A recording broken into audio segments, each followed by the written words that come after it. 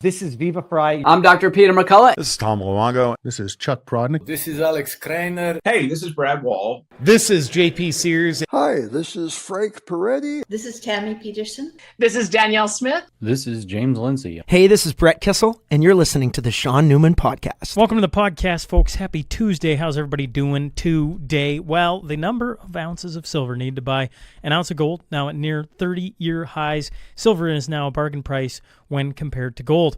It's the perfect time to protect a portion of your savings with silver, and at Silver Gold Bull, they have a wide variety of best value silver for every budget. Simply text or email Grahame for details. Whether you're a seasoned investor or new to precious metals, Grahame will work with you to answer all your questions and recommend the best products to meet your investing goals. Anytime you're on silvergoldbull.ca.com, just remember to reference the SMP, the Shaun Newman Podcast. Profit River, well, they got a brand new website they just launched here in the last few weeks, and they got new features that are going to make it easy for you, the customer, to use. And anytime you're on it, you're in person, you're over the phone, make sure to use the code SNP. It's going to get you into monthly draws, and you can also earn yourself a nice, shiny knife with a little SMP, Profit River, and RecTech on it. Of course, they are the major retailer of firearms, optics, and accessories. They serve all of Canada. That means if you're sitting on the East Coast or somewhere up in the great white north, well, just go to profitriver.com.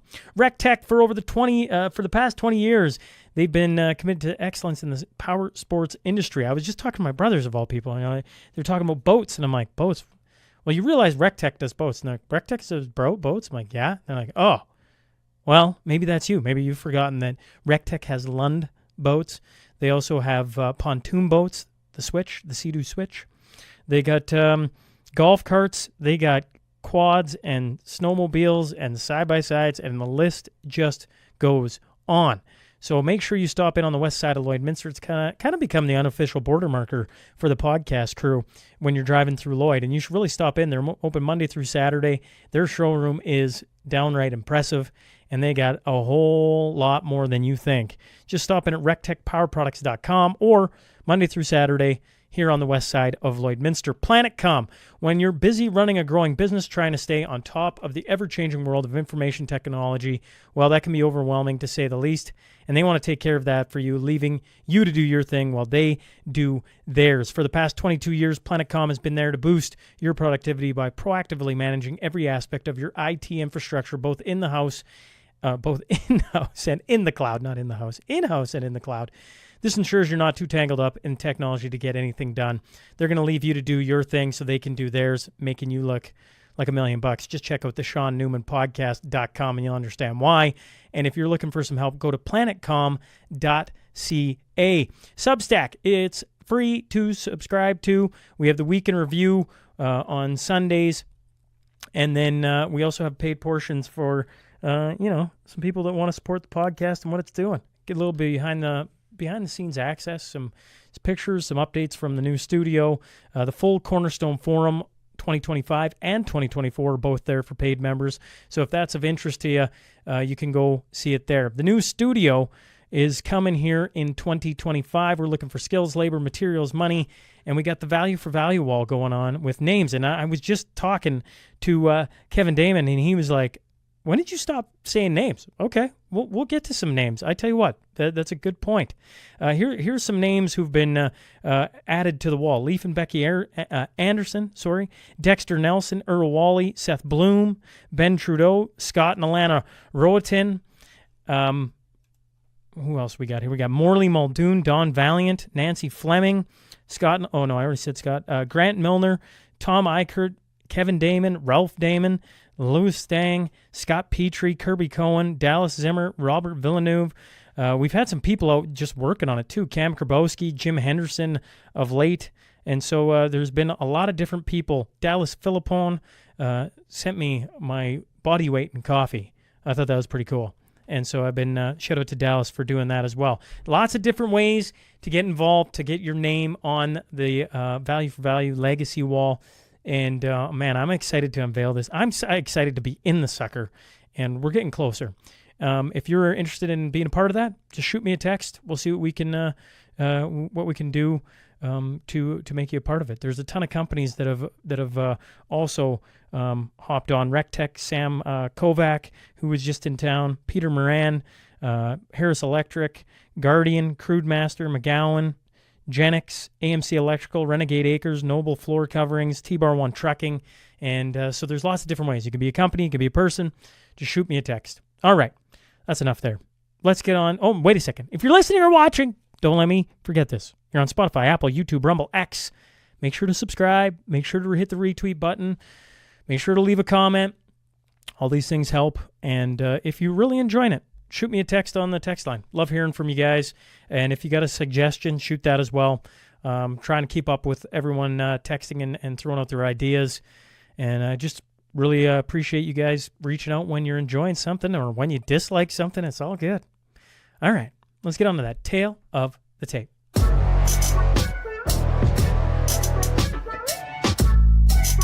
He's the Chief Revenue Officer at Bitcoin Well. I'm talking about Dave Bradley. So buckle up. Here we go.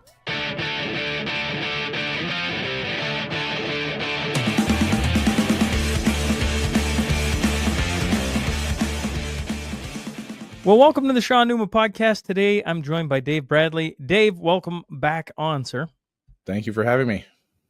Well, I mean, we got to see each other at the Cornerstone Forum. Of course, you were the first Bitcoin speaker in 2024, and then 2025 it was Ben Perrin, and so we've had a little Bitcoin touch in the forum. What did you think of this year's forum? It was awesome. It was definitely a step up from last year, and the timing couldn't have been better with the absurdity of the federal election, and it turned what was essentially a freedom conference into essentially an independence conference. Do you think we're gonna get to a referendum? Do you think we're gonna get to an independent Alberta? Yeah, I do. There are a lot of forces stacked up against us. As our mutual friend Tom Luongo always says, all roads lead to London. And this is essentially a battle trying to pry Canada out of the clutches of the globalist elites in the city of London. And so there's likely to be a lot of money and propaganda stacked up against Alberta independence. But I think what's unique as compared, we always get compared to the Quebec struggle for independence. And I think what's very unique is that whereas Quebec has been paid to stay in Canada, we are paying to stay in Canada. And it's pretty black and white when you look at the numbers. The average Albertan is going to save quite a lot of money in an independent Alberta. And those are savings that will take place on day one. And so I think it's just a matter of, the movement getting organized, the narrative getting crystallized like that, and people like us just like telling the story properly in a reasonable way that the average Albertan will resonate with. Yeah, if you stare at the numbers, it becomes, you don't have to talk about much else other than that. It becomes pretty self-evident, doesn't it? It's like, yeah. And then you stack on all the other things, right? Just all the insanity that Ottawa seems to want to tie us into and do and control. And you're like, you get rid of all that. Geez, that's just like an added bonus. Yeah, exactly. I did some ChatGPT research, and I hope somebody will do a better version of this, like a real study on this question. But I was trying to figure out how much money would the average Albertan save under an independent Alberta. And so I basically just took all of the costs that the current federal government spends on the province of Alberta and transferred those over to the provincial budget. And so basically if the provincial, what is now the provincial government, which would in theory become the national government, just replaced all of the services that our federal government now provides us, and the same services at the same cost, which I think is a pretty low bar, first of all. And hopefully we can do better than that. But even if we just go with their very low bar, the end of the math is that the average Albertan will save between $17,000 and $25,000 a year, and that's something I think most people could use. Just so you're saying every Alberta, so like a tax-paying Albertan would save 17 to 25. So if you're sitting there as a married couple, you're talking about like like upwards of 50 grand. Yeah, I didn't even get into tax brackets or anything like that. I just took the total savings for the province and then divided it by the population of the province. So it, for some people, will be even more than that, and that's pretty black and white. It's something that I don't think there's many people who would vote to stay in Canada knowing that, and I definitely don't think there's really almost anyone in Canada that would, or in Alberta, that would vote to join Canada if we were not already part of it, if it was coming with that extra bill. And so when you frame it like that, like I say, I'd love to see somebody more credible than myself in terms of research pick that up and run that down with a more detailed study. But it's shocking that it like if you're sitting there and you're playing the game of politics, I get that you can't come out to, we got to be careful because what if we don't get the referendum, or what if we don't get the result we want on the referendum? But when you look at just simply the economics of it, like that, that isn't a couple grand a family. Those are big numbers. That's like life altering money that you would be saving essentially.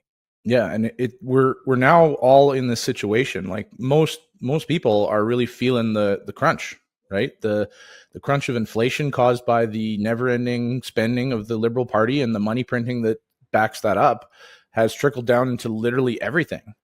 And we're seeing that even now. Like we went through the sort of COVID inflation that we're told is over, but the fact is it's not. And our food prices, our housing prices, everything is going up really fast right now, and these official inflation numbers that they tell us are blatantly not true, and we can all tell that. And it's only 2%, Dave. It's only 2%. Yeah. Meanwhile, the cost of steak is up 50% this year in 2025, which that's a good barometer for me. And that cost of living is just going up for everyone, and so literally everyone could really use that savings that we would get by getting this parasitic entity off of our backs. Well, I've told this story a couple times, and we'll see if I get any better at it. But like when I listen to, it doesn't matter if it's Bitcoiners, gold guys, economists, they all use terms, and my brain takes time to sit and like, okay, what does that actually mean? And I feel like maybe slowly getting my I don't know, what's your introduction to economics or something, like when I hear they're going to, the budget is, we're going to have a deficit and it's going to be in the hundreds of billions over the next little bit. All I hear is like, okay, well, how are you going to fund, how are you going to pay the deficit? It's going to be printing money, or it's going to be some other form of shenanigans. And all that's going to do is create more inflation, which means all the money you have in your pocket is going to be worth less in the next 5 years. Am I wrong? Yeah, that's absolutely true. And I think more and more people are starting to grasp this now. Like pre-COVID, if you would ask the average person on the street about inflation, like what, Dave, if you would ask me what fiat was 5 years ago, I would have been like, yeah, I don't know. I don't know. Right now, exactly. I've watched so many videos on money and how it works. I'm like, I'm trying my best to just get it so it's like second nature, like watching the Oilers when they dump in Chase, and you're like, oh, that's interesting. And I don't have to think about it. That's what I want my brain to do when it comes to money. But it has taken a lot of effort. And if you would have asked me fiat 5 years ago, I wouldn't have known. Carry on. Yeah, absolutely. And it's something where you have to spend a little bit of time to really get your head around it. Money is super important to everyone. It's ubiquitous in our world.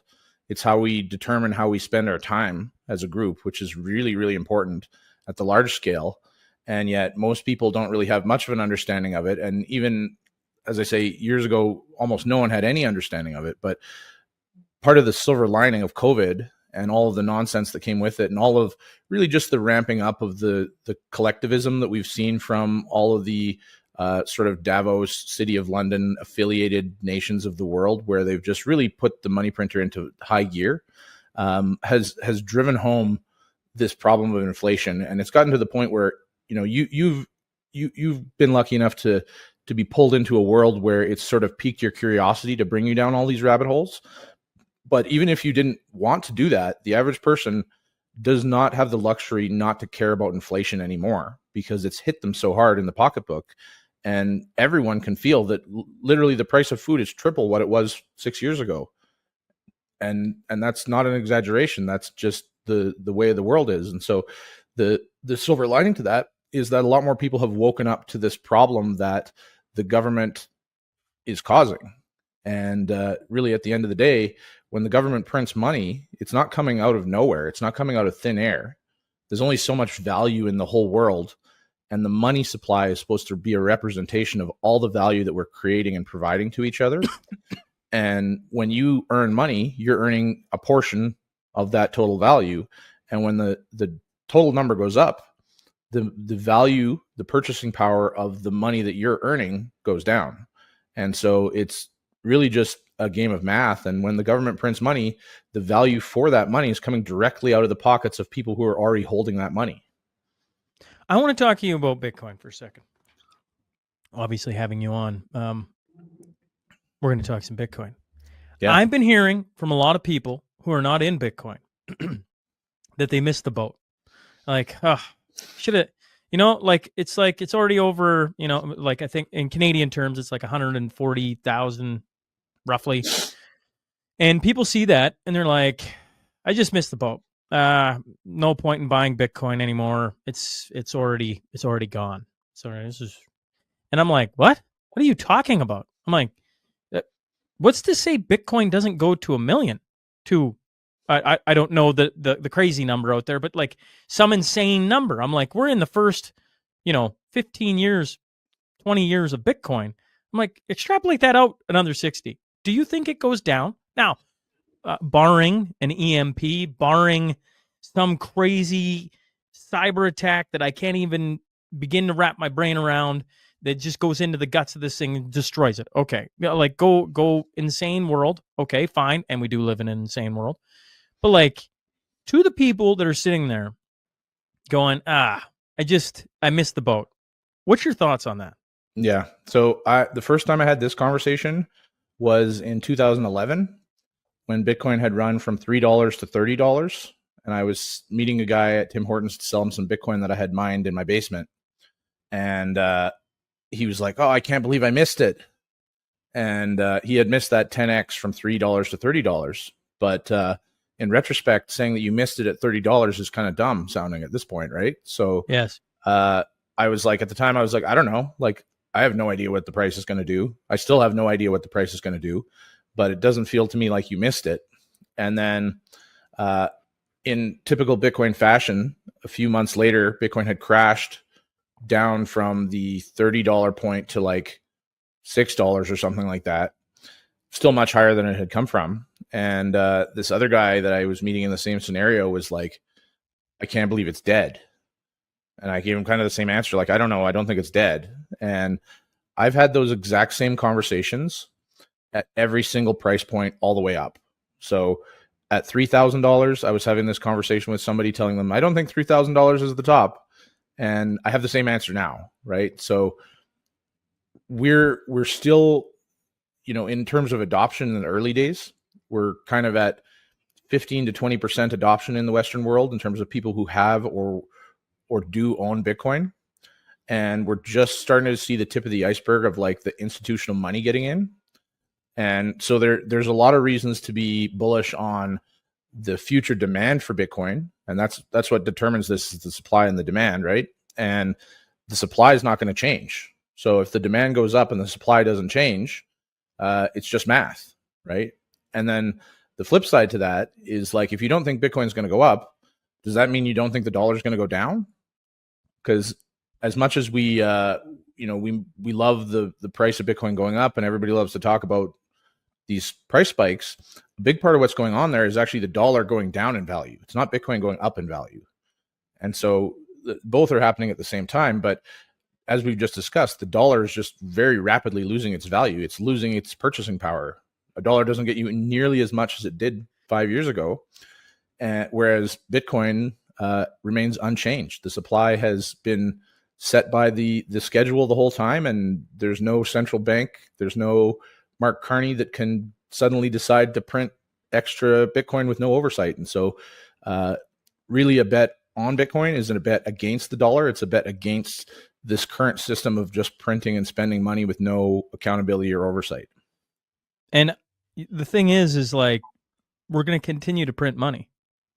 We're going to continue. Like when I sit back and I go, man, I wish I could see into the future. I'm reading one of Tom Luongo's got me on, oh, forgive me, Ubik, but I'm spacing on the author's name. Anyways, there's Philip K. Dick. Philip K. Dick, thank you. And he's got me on a new one. So I finished that, and then we talked about it, and I'm reading the next one he gave me, and precogs are in it, right? So they can really see the future. I'm like, what a way to live in the world if you could like see the future. But when I stare at this, I'm like, you kind of can. Like, they're literally telling you what they're going to do. They're going to have a giant deficit. How are you going to pay the interest on the giant deficit? You're going to, either tax us into oblivion, or wait, we're already there, or they're going to print more money.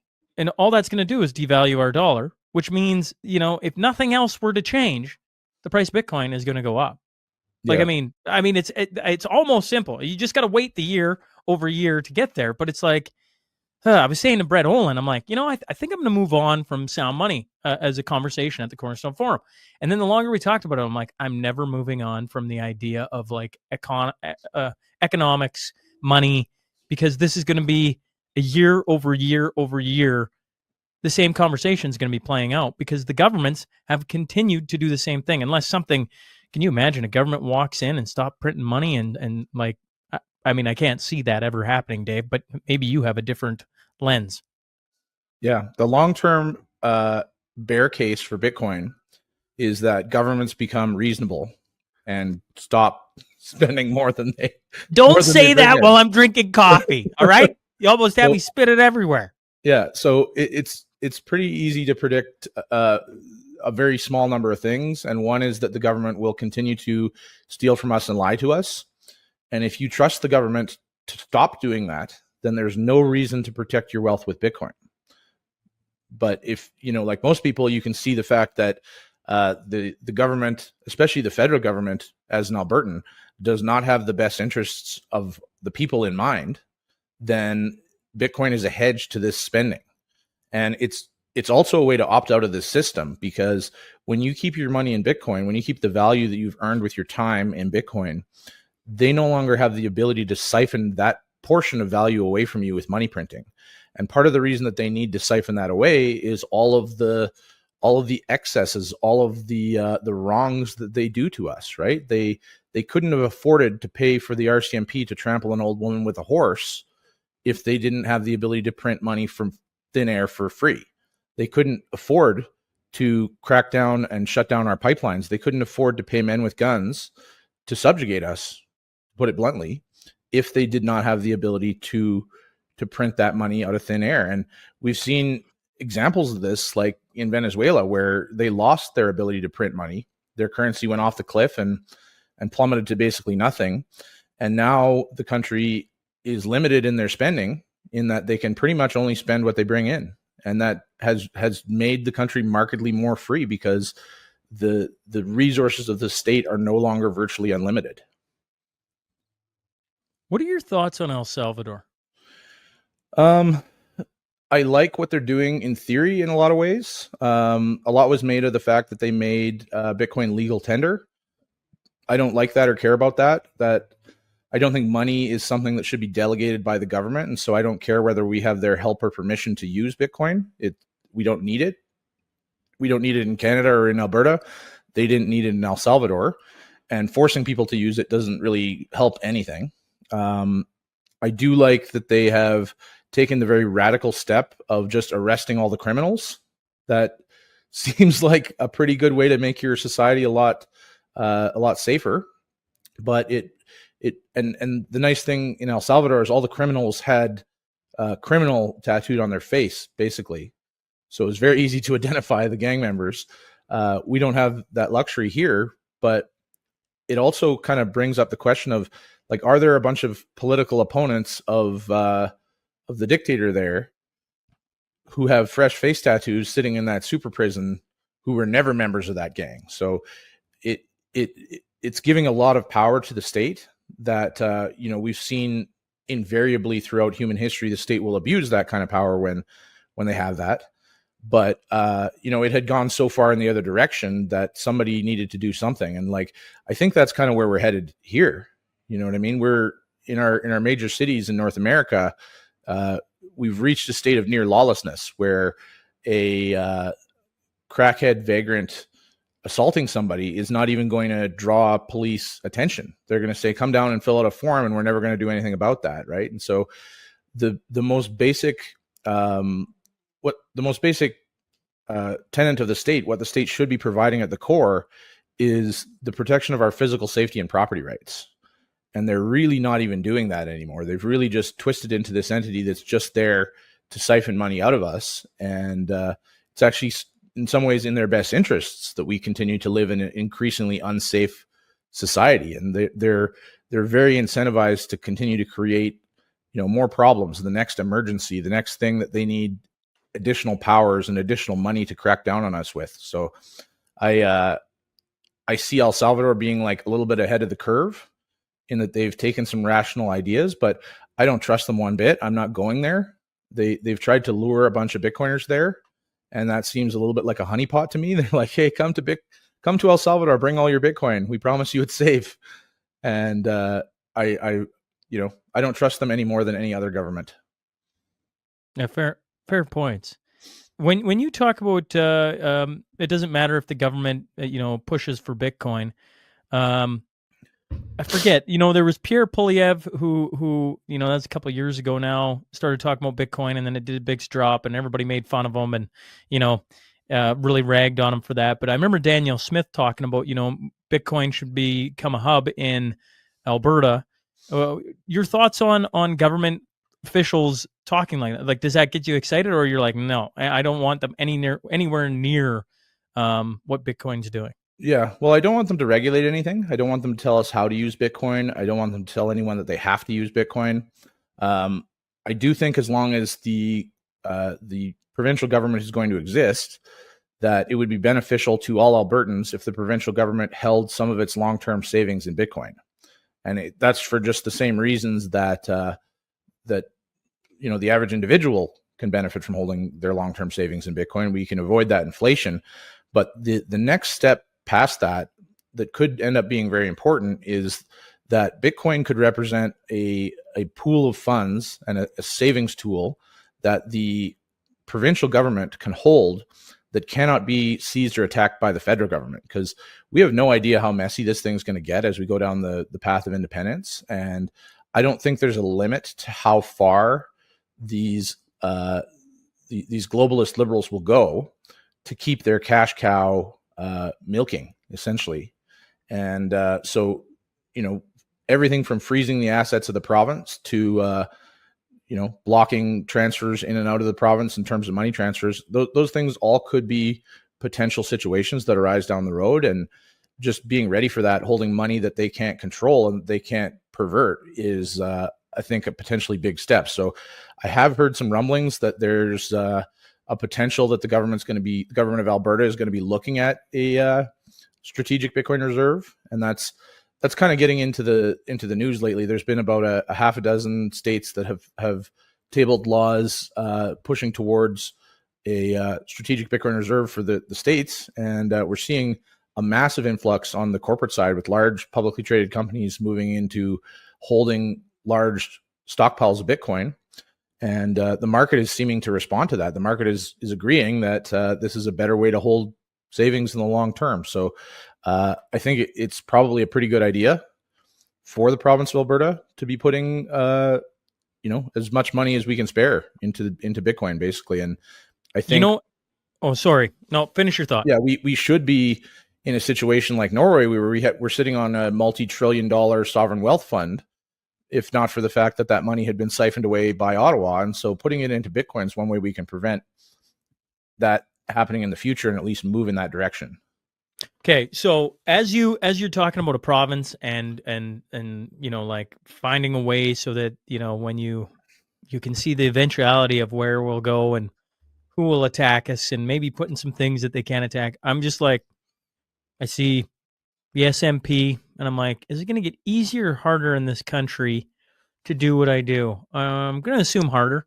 And I've had multiple Bitcoiners reach out to me, and I forget the term. You'll probably know the Bitcoin term, but to have a business have a I don't know, is it a wallet? I don't know. Is it just an account? I don't know. And so that people can start to pay you in Bitcoin, you can start to build your something that can't be touched by all these things we're talking about. Does that make sense? Did I say it the right way? Yeah, absolutely. So there's a few different systems set up that way. There's a podcast platform that you should be on called Fountain. You can probably get on there fairly easily with your existing systems. I was on there at one point. Yeah, that has built-in Bitcoin tipping, and I think it's like your audience and Bitcoiners should cross over a lot, right? I think Bitcoiners who are not watching you now should be, and people who are watching you and are not yet Bitcoiners should be watching Bitcoin things. Yeah, they're the next natural Bitcoiners, because really what both groups have in common is that we've identified the problem, which is this massive government overreach and overspending, right? Like that's what we're all trying to get out from under. And we believe that Bitcoin is one of those paths to get out from under that. And so, yeah, it makes a lot of sense for you to get set up. There's a few different ways that you can accept Bitcoin tips, and Fountain's an easy one there. There's a social network that is kind of like a competitor to Twitter that is structured in a similar way to Bitcoin. That's got a lot of Bitcoiners on there, called Nostr, largely funded by Jack Dorsey, the founder of Twitter. But it's set up to be like a censorship-resistant version of Twitter. So, and it's got the Bitcoin tipping built in there too. So that one is a little bit bigger lift to figure out. But if you want to really reach the Bitcoiners, that's where like the hardcore Bitcoiners are these days. And and then the simple way also would be you could set up a wallet address or a Lightning address and just post it in your show notes, and people could just send you Bitcoin directly if they want to give you a tip. And I think that is going to be an indication of a lot of where the future of media is going to go, right? Like most of our big media is obviously funded directly from the top down, and that gives the government a huge amount of influence. Whereas things like your show, you're supported by your sponsors, but you can go even further down the chain and just be supported directly by your listeners in a totally voluntary way. And that may not pay the bills, but it'll definitely supplement what you got going on. So might as well set it up. I tell you what, you look, if I go back to when I first started, 2019 to now, the listeners are awesome. And I just, when you have something worthwhile for them to donate to or tip, I remember Fountain getting tipped, Satoshi. I just didn't know I didn't even know what I was doing. I'm like, what am I doing, right? Like, what is this? Yeah. I don't, Vance Crow, shout out to Vance. He'd put me onto it a long time ago. So I talked about this probably like 3 years ago, but I knew, like, I just didn't know anything. I was like, what am I doing? And now I'm like, yeah, Fountain. All right, we'll get back on Fountain. I probably left a whole bunch of Bitcoin just sitting there, and I didn't even realize it, like not full Bitcoin, folks, Satoshi. And I'm like, there's a whole bunch of things there that I'm like, I just need to work with. I'm supposed to have Adam coming to the studio here. I think it's next week, I think is when he's coming in. Anyways, I got a whole bunch of questions for him because I now know a bunch of you, and I'm like, I just need to walk through this, set it up, so that I can just start talking about it. It's not like it's rocket science anymore.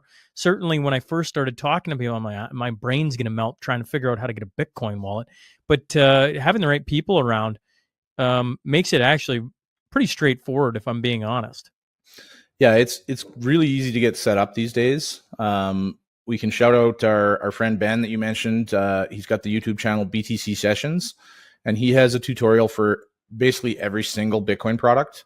And he's coming from a non-technical background. He's a very non-technical person. So he figures these things out in a way and explains them in a way that the average person can understand pretty easily. So that's a great place to start. But there's this sort of psychological barrier that some people deal with when you're jumping into Bitcoin, that first leap, and kind of overcoming what you're describing in your path to getting set up on Bitcoin.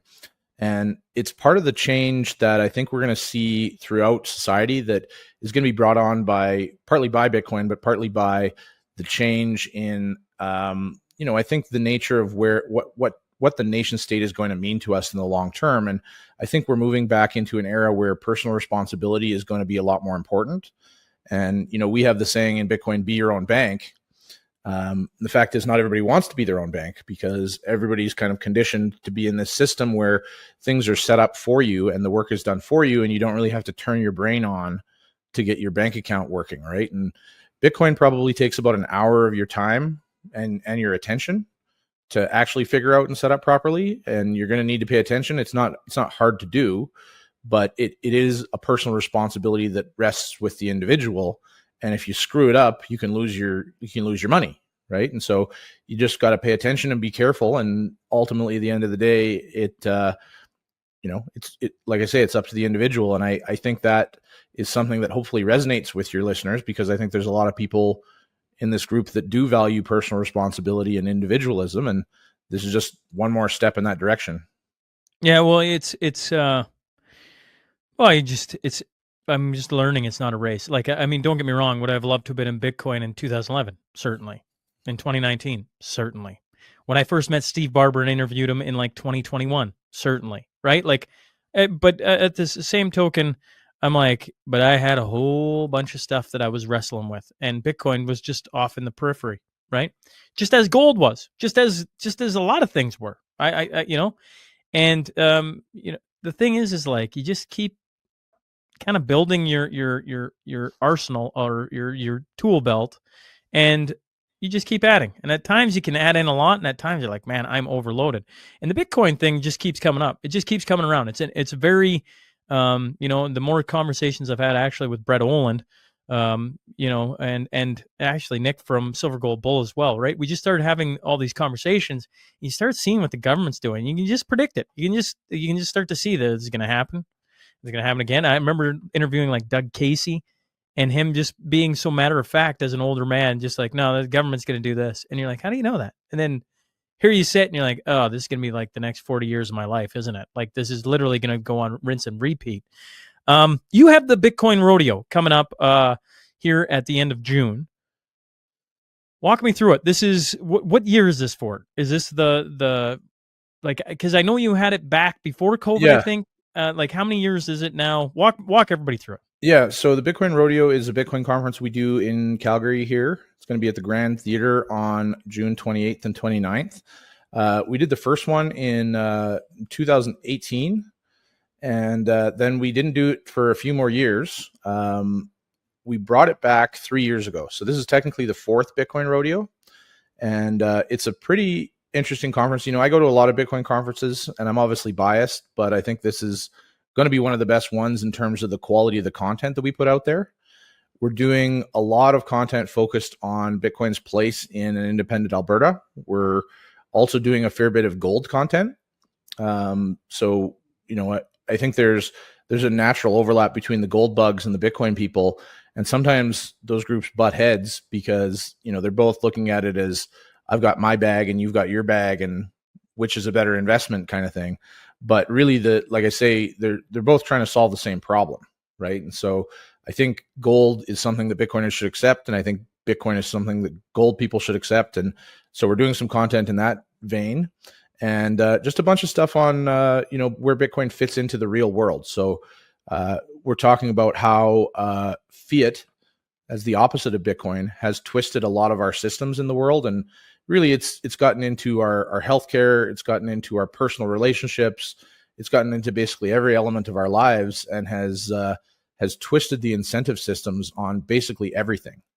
And so we're talking a lot about how Bitcoin will fix some of the problems in the world in the long term, and how we think it's going to affect the world basically. And it's a non-technical conference, so it's designed to be something that the average person can just walk into and enjoy. And we've got a pretty big focus on networking. So I think these kind of connections that people form, and I've formed many great connections at Cornerstone and events like that, form the backbone of the movement to get us out from under the boot of the federal government. And that, I think, is really the crux of the broader movement that we're all in, whether it's Bitcoin or just the freedom movement or the gold people.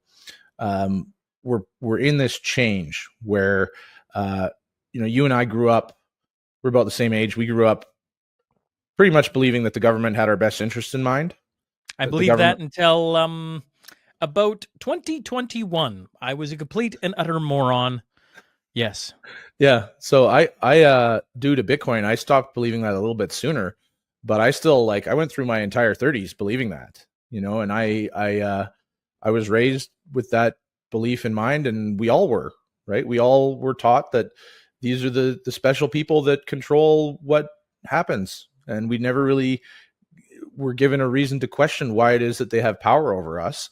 And now, their abuses of that power have gotten so extreme that a lot more people can see it, and a lot more people are not buying it. And you see that, like the the stuff that Carney's attempting to do right now, basically saying we're gonna get you guys a pipeline, but we need to study it for 2 years. I don't think people are gonna buy that, right? I think people are starting to see the lies and starting to see the fact that we need out from under these boots. And that's kind of broadly what we're going to be talking about at the Bitcoin Rodeo, and obviously with a core focus on Bitcoin and where that fits in, because I believe, and those of us in the Bitcoin community believe, that Bitcoin is really the most important element of this move to get out from under their power, because really their power is their ability to spend this money that they create from thin air. And so by moving to Bitcoin, we defund them.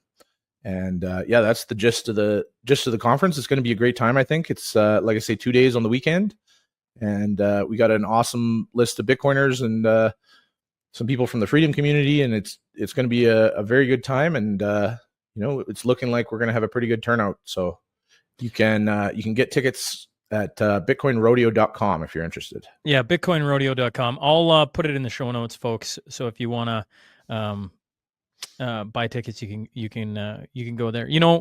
When you first start, okay, wait a second, the government, Carol Crossan, who's no longer with us, a lawyer, constitutional lawyer from I think rural Alberta. Forgive me on not knowing exactly right off the top of my head where she was from. Anyways, it was near Calgary, I'm pretty sure. She had told me back in 2021, if the government never stepped over the line, I wouldn't have a job, right? I literally have a job because the government always steps over the line, and somebody has to keep them, in line. And I was like, oh yeah, I had to go think about that. I'm like, oh, that's tough. And when you start wrestling with things like Bitcoin or gold and why they hold their value, just like that whole, just sit in that conversation for a bit. And I'm probably speaking to the choir. My audience is way ahead of me, right? I'm sure they're screaming at the thing, let's get on to the next thing. Let's get on. But that, it's when you have that fundamental discussion with maybe yourself or maybe friends, you start to realize, holy crap, right? Bitcoin really represents, or gold really represents, more than just in the case of gold, a physical hold on wealth, right? Or in Bitcoin's case, it represents obviously something that can't be touched by government, and it can't be printed 18 million times, right? But it really represents this idea of moving away from government control and probably controlling your destiny, right? Holding your wealth so that government can't touch it. And the thing that's lovely about Bitcoin is they really, really, really can't touch it. Ben's speech on stage about the lady, and forgive me, Ben, was it Afghanistan? It was one of the countries over there, and how they use Bitcoin to help support them.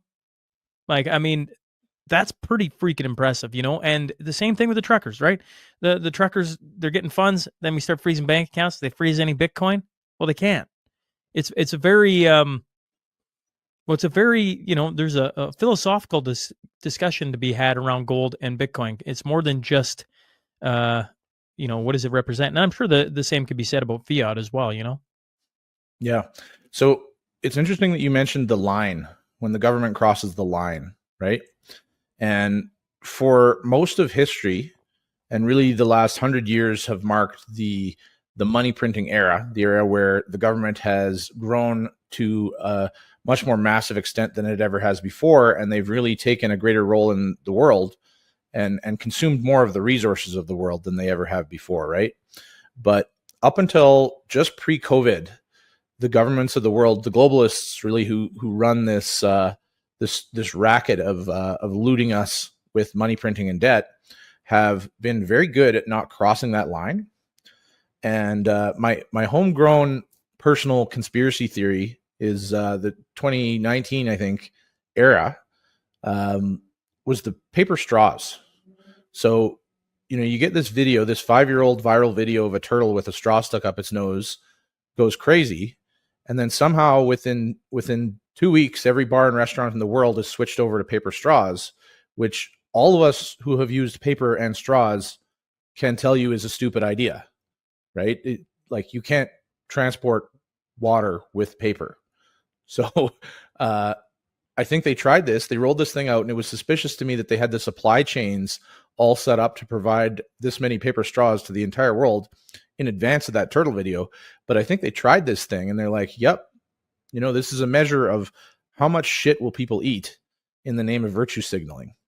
And so you had all these people sitting there happily sucking up chunks of paper, being like, I'm saving the turtles. And they're like, yep, it worked. Roll out the Chinese virus. And I think COVID was the first really big overstep of that line, where they misjudged how far they could push people. And it's at the point now where, it's kind of like 1984, where it's like, they're lying to us. We know they're lying to us. They know that we know that they're lying to us, and yet they continue to lie to us, right? And so I think they've actually just kind of like abandoned that line at this point, and they don't really care that everyone can see that they're frauds, and that an increasingly large percentage of the population is no longer buying the bullshit, that we need them to run our lives, or else we will not be safe, or we will not be prosperous. And you can see that with the absurdity of the Carney government, right? You see him saying we're spending $600 billion with no budget, and yet in Parliament he's saying, unlike the conservatives, we know how to grow the economy without spending money. And it's like, you blatantly don't, like, you are spending money and you're not growing the economy. You're doing the very opposite of that, and you're looking us in the face and telling us a blatant lie, and we can all see that. And so I think the lines have become largely irrelevant at this point. And it's kind of gotten to a point where they're in a race, I think, to loot as much as they can from the Western world before we stop them. And yeah, like you say, Bitcoin is the path out. It's the path to stop them from looting your wealth. And that's particularly important because, money is kind of upstream from almost everything, right? Like the only two things that I would say are upstream from money and the broad concept of money are faith and the self. And so basically every structure that we have in the world depends on money in some capacity, right? Money is basically how, as a very large group, we determine how we spend our time. It's how we get information signals about what's valuable to the rest of the world. And when the money is perverted like it is now, all of those signals are wrong.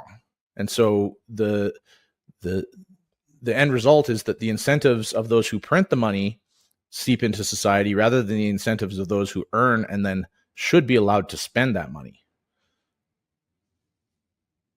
And I'll give you an interesting example here too, because I've been doing this bit called Bitcoin Fixes Everything, and it's kind of about how these incentives trickle into the whole of the world and twist things, right? And so a friend of mine's mom asked me, because I was saying Bitcoin fixes everything. She's like, "Oh yeah, how does Bitcoin fix the fact that my brand new dishwasher doesn't really do a good job of washing my dishes?" And you can kind of just, like most things, you can follow the incentives back a couple steps. And dishwashers are interesting because they're one of the only things that's named for the only thing that it does, right? And so it makes your incentive as the person buying a dishwasher really clear, right? Like your incentive is you want it to wash your dishes. And if it doesn't do that, it's not really following what your incentives are with your purchasing power, with the dollars that you spend on the dishwasher. At the same time, the government is printing this money and they're spending that money on things that follow their incentives. And so the government doesn't care whether your dishes are clean.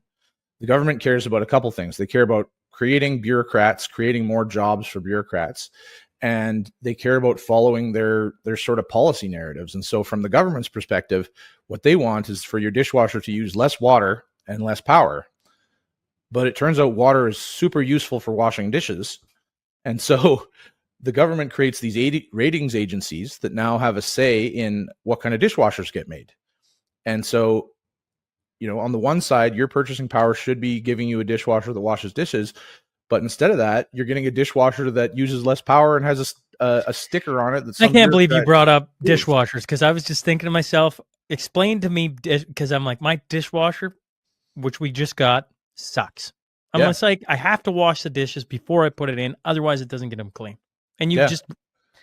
This is a direct result of the government printing money and distorting the incentives around the creation of dishwashers. And you can go through our whole lives and pick things out like this. Everything, everywhere you go, has a twisted incentive like this. This one I really like because it's so direct and easy to see. And everyone has pretty much experienced the fact that, like, the first dishwasher I got, my family home in the 90s, was great.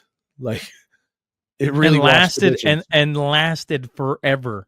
And literally, probably, like, you could put whatever you want. Like, I watch my mom put things in the dishwasher. I'm like, I can't do that anymore. I'm like, no, I'm going to give it a rinse. She's like, why are you rinsing it? If you're rinsing it, then it isn't a dishwasher. I'm like, I know, but I'm just going to do it. Okay. Yeah. And we would all probably prefer to buy a dishwasher with none of those government stickers on it that costs less money and actually washes the dishes, even if it uses a bit more water. Well, I'd just like it to do its job. And its job is to wash dishes. Anyways, I think that's a really interesting example. And you pulled up my annoyance this morning because I literally just turned it on. I'm like, stupid dishwasher. Like, it doesn't even dry them properly. I'm just like, I'm annoyed with it. It hasn't done one thing that it's supposed to do, other than, I suppose, make them relatively clean. I mean, but I'm like, if you put your dishes in the dishwasher pretty clean, they will come out a bit cleaner. That's kind of what they do right now. And I mean, these examples like this are everywhere. Let me ask you something different. Okay. Sure. What's a Bitcoiner's thought on war?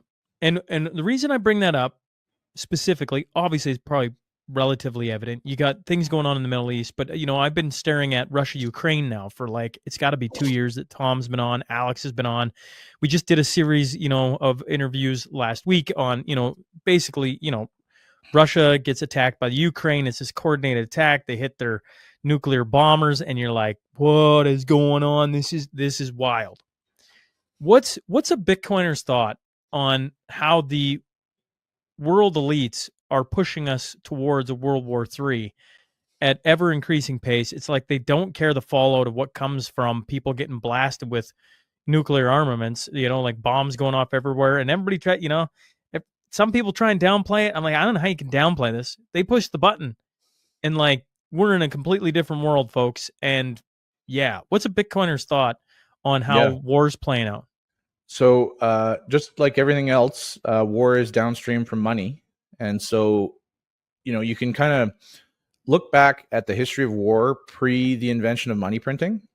And you start to see that really money printing is what enabled this massive forever war that we've essentially been in. We've pretty much been at war. The whole world has been in some kind of a war for most of the time since 1917, when the Federal Reserve was invented, and they really jacked up that scope of money printing. And so you've got that one fact, right? Like, wars used to end when one country ran out of money.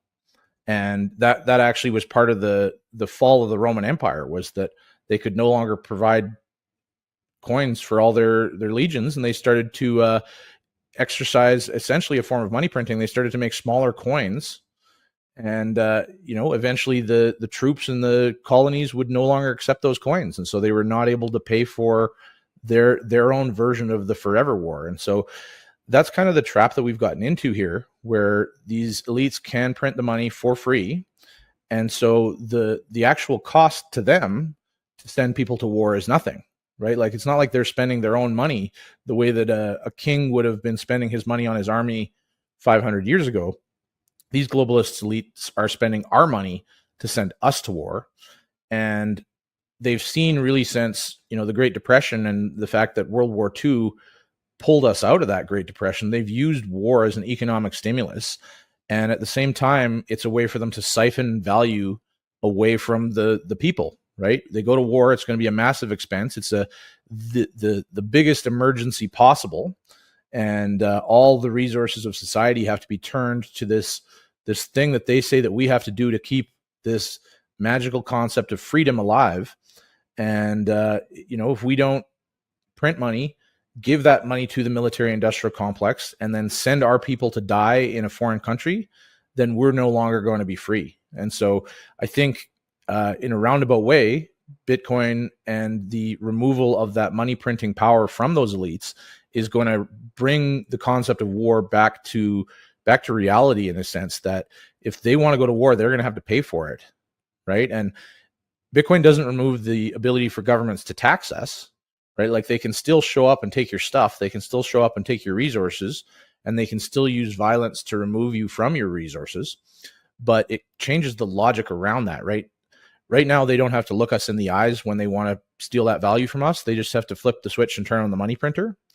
And removing their ability to print that money will make it so that if they want a tax to spend, they're going to have to put it on the table. They're going to have to put it right on your pay stub and say, yeah, we're taking 70%, we're taking 90%. And that's like an educated guess of what I would say the government is taking in total right now of the resources that society creates, is somewhere in the area of 70 to 90% if you include all the taxes and all the money printing and all the user fees and everything that they do to generate wealth.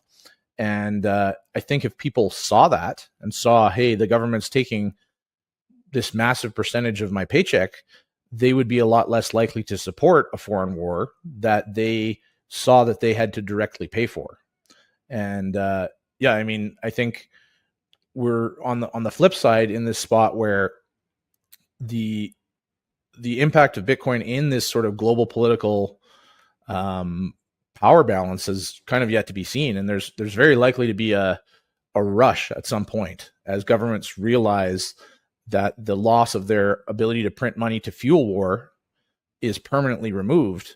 They're going to start trying to accumulate Bitcoin to be able to afford to go to war for as long as possible, because it's something that's very obviously in the best interests of these people to send us to war and generate a lot of economic activity, building tanks that they're just going to blow up and siphon that value away while playing their own power games on the global stage too. So yeah, in the long term, Bitcoin, I think, very radically changes the nature of war. What are your thoughts on all, I know you're obviously pro Bitcoin, but there's a ton of different cryptocurrencies out there. To anyone, do you just say, don't worry about the rest of them? Or do you see some interesting things coming through crypto where you're like, there's some things to pay attention to? So there's not really anything interesting among the other coins. They're all somewhere between a bad idea and a scam.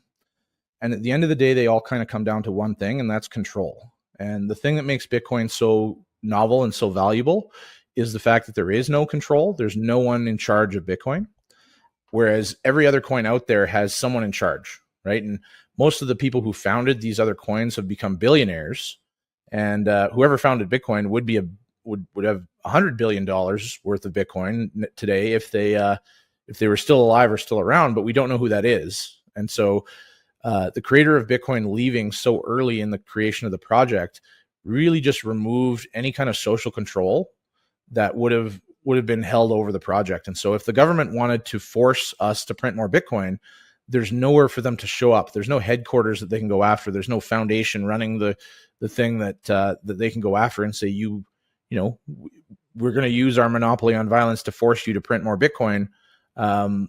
That's the part that's completely different compared to all these other coins.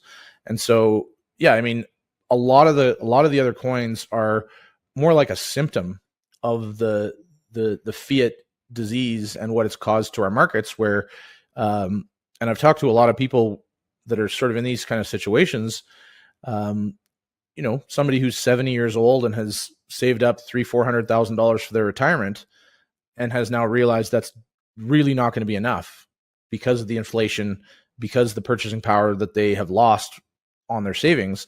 And there's this feeling that's really pervasive across society that you kind of almost have to be an investor to even keep up with inflation these days. And so people are investing in stocks that they don't really understand, and investing with very little sort of due diligence or understanding of what they're getting into.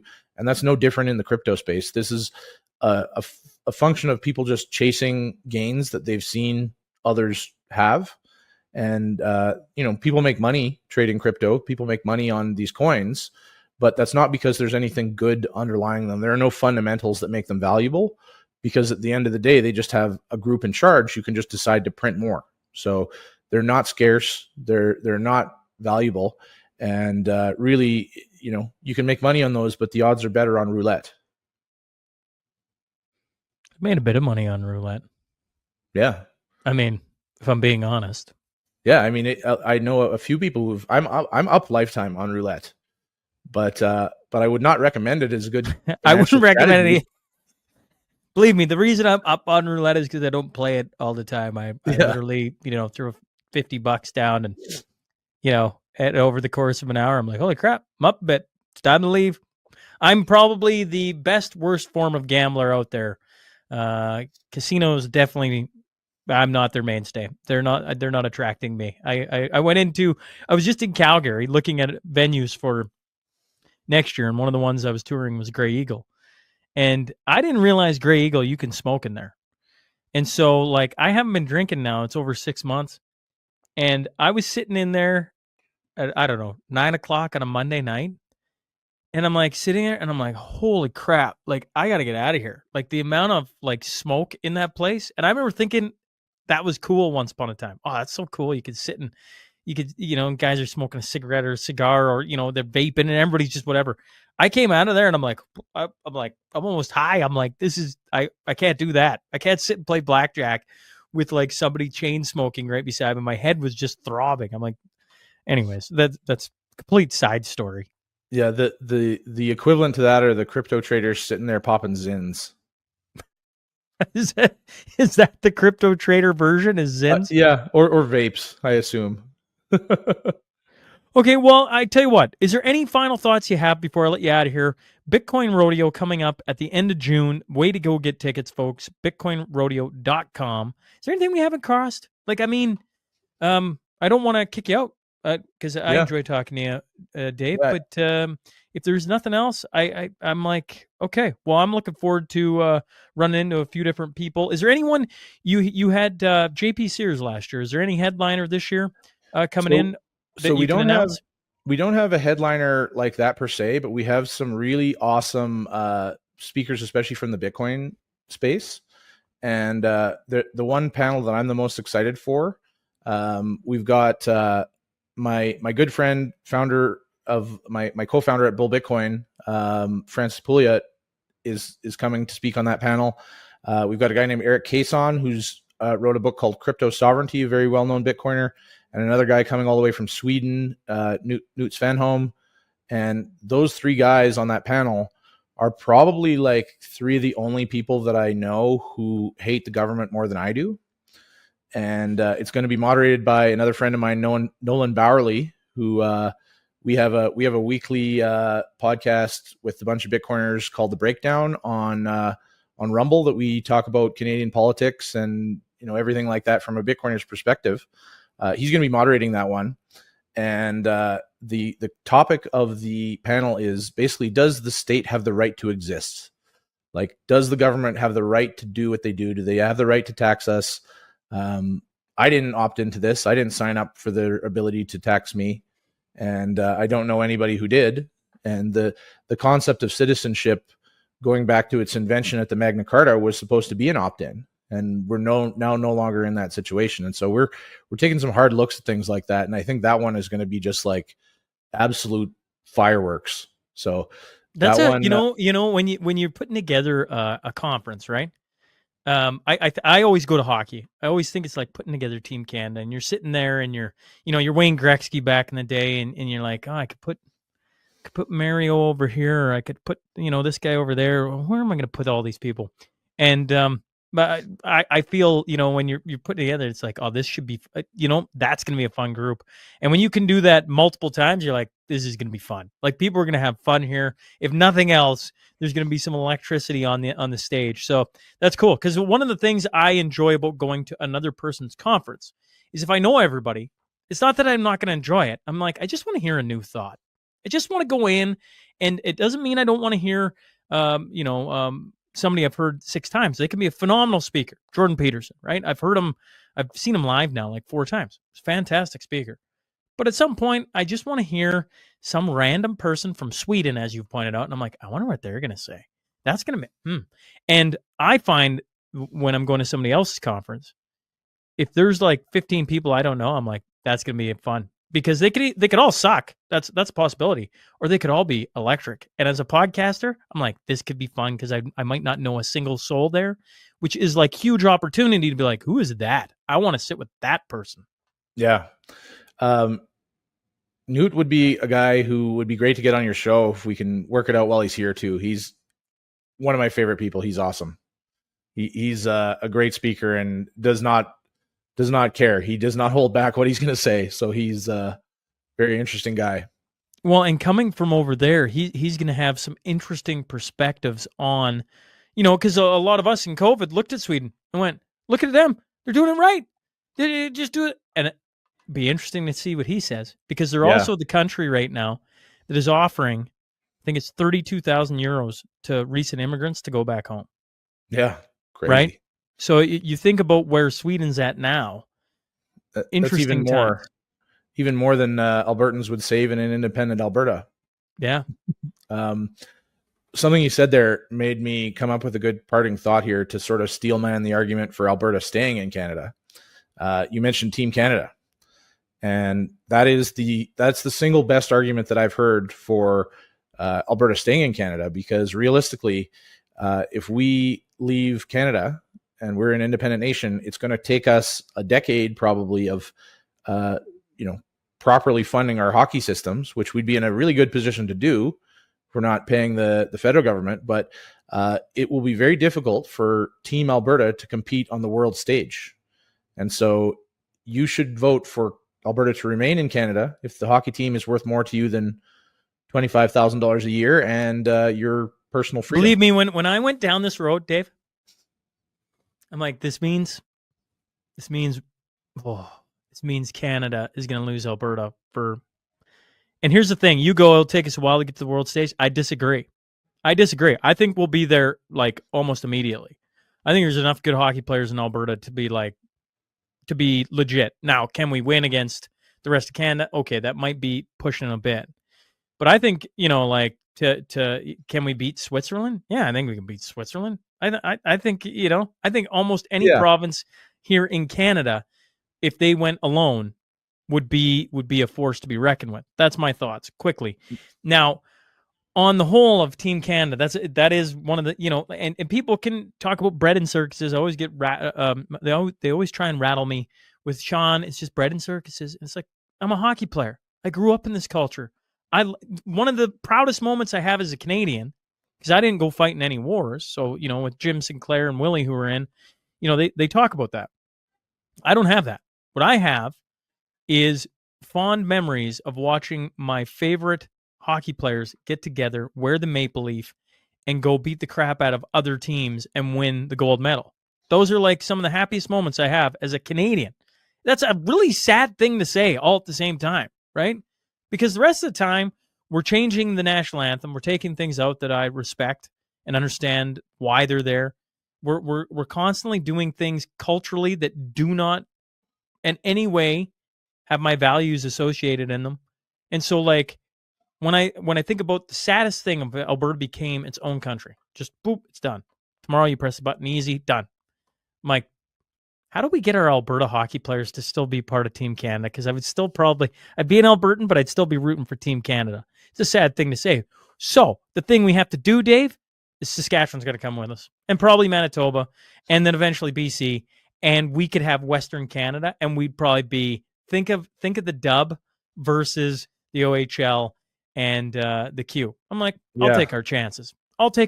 So I think there's a long play out for us to still have Western Canada hockey go on the world stage? So, you know what I think will probably happen is because we're going to have this compounding effect as an independent nation, where if those numbers that I am talking about are even remotely accurate, if the average Albertan starts saving $25,000 a year that was otherwise being spent on pylons in Montreal, that gets spent in our economy, and that will have a massive compounding effect to everything going on here.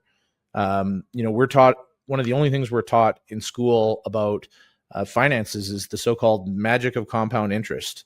And they tell you that if you put, $250 a week at 4% into a GIC for 20 years, you're going to be a millionaire, whatever the numbers are.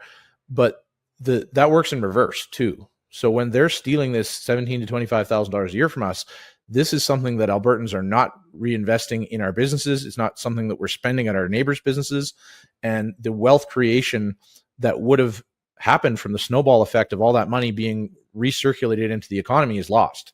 And so when we get back to that point, we will not only be in a position where the public coffers will be much more full because, we'll have a capitalist society where we can develop our resources and actually bring them to market and grow our economy that way.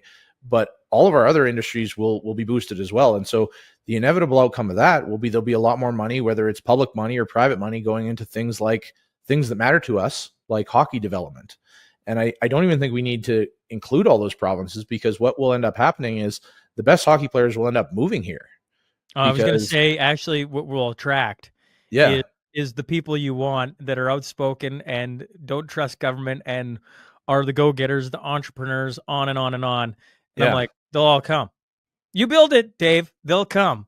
And then you watch out, Team Alberta, and maybe, if I'm born and raised Saskatchewan, right? Like Saskatchewan follow, then you just call yourself, what is it going to be? It's going to be Western Canada? What are we going to call ourselves, folks? But you look at that hockey team, I'm like, I'd take that any day of the week, and we could all get behind those hockey players. The prairies, whew, man, there's been some fun hockey players come out of the prairies. Yeah, a mile. That's a good thought too. It would take a few years though. It would. Yeah. And as a Canadian, it's a sad thought to think, but when you're talking about, if it was an extra, as a family, if you got an extra 20 grand a year, I'm like think about that. Think about that for a couple seconds, folks. It's a lot of money. I mean, to most people, that like the holes everybody's digging themselves into or trying to dig themselves out of, you go over the course of 10 years and you could be anywhere between $200,000 to $500,000 more in your pocket. What are we waiting for? Honestly, like what are we waiting for? Yeah, the hockey team's not enough to keep us here. No, we'll find a way. We'll find a way to beat the pesky Russians in a different way, Yeah. Or the U.S., I guess. Dave, I've appreciated this. Look forward to seeing you here soon enough. Yeah, we'll see you in a couple weeks. All right. Till then.